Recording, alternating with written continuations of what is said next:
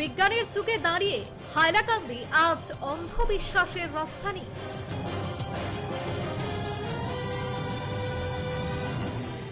ভূত জিনের নামে দিব্যি লুট চলছে আর পুলিশ নির্বিকার দর্শক।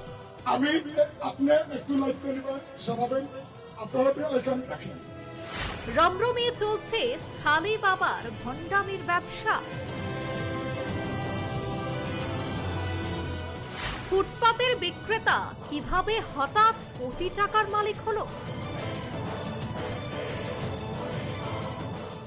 এই অলৌকিকতা কি সত্যি জিনের দান, না পুলিশের নীরব আশীর্বাদ?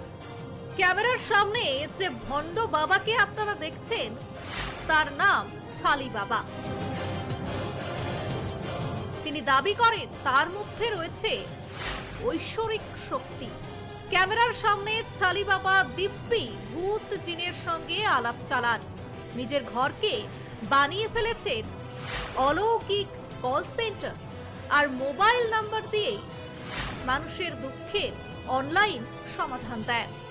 ফুটপাতে দাঁত মাজনের জিনিস বিক্রি করা মানুষটি আজ অন্ধবিশ্বাসের এমডি, কোটি টাকার মালিক।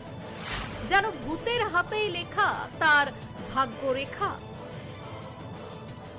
সালিমুল্লাহ একটা ফ্রড মানুষ, এটা গ্রামের মানুষের ফ্রড করে, সরল মানুষের বিশেষ করে মহিলা মানুষের এটা ওখানে কৌটো সালি বেশি তো বুঝলেন। এখন তান্ত্রিক মান্ত্রিক কিচ্ছু জানে না, কেন জিন লইয়া কে জিন আনে? এটা বৈজ্ঞানিক জিন কিনে আনবো। এক সময় হে তার একটা রোগ হইল, আমার কাছে গেছিল মৌলানা বদরুদ্দি আজমলকে ধরে তার বেঙ্গলুর নিয়ে চিকিৎসা করতাম। এখন তার গাড়ি বাড়ি মানুষের সাধারণ মানুষের টকিয়া। সমস্যা শুধু ছালি বাবায় নয়, সমস্যা হলো তাকে ঘিরে প্রশাসনের ভুতুড়ে নীরবতা। হাইলাকান্দি পুলিশ এমন ভাবে চোখ বুজে আছে মনে হয় তারা ধ্যানস্থ সাধু।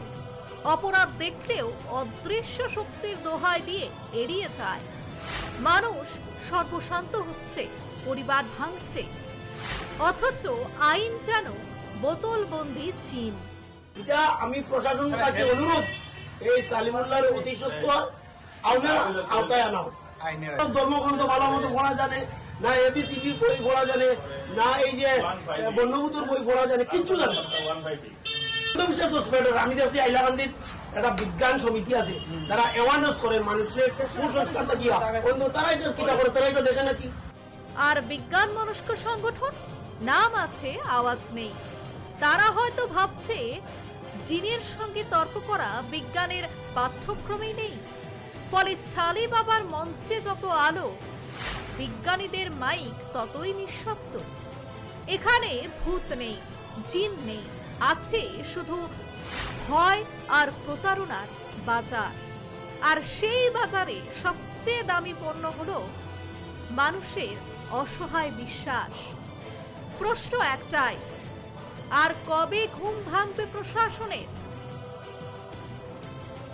হাইলাকান্দি থেকে নীলোৎপল দেবের রিপোর্ট, নিউজ লাইভ বাংলা।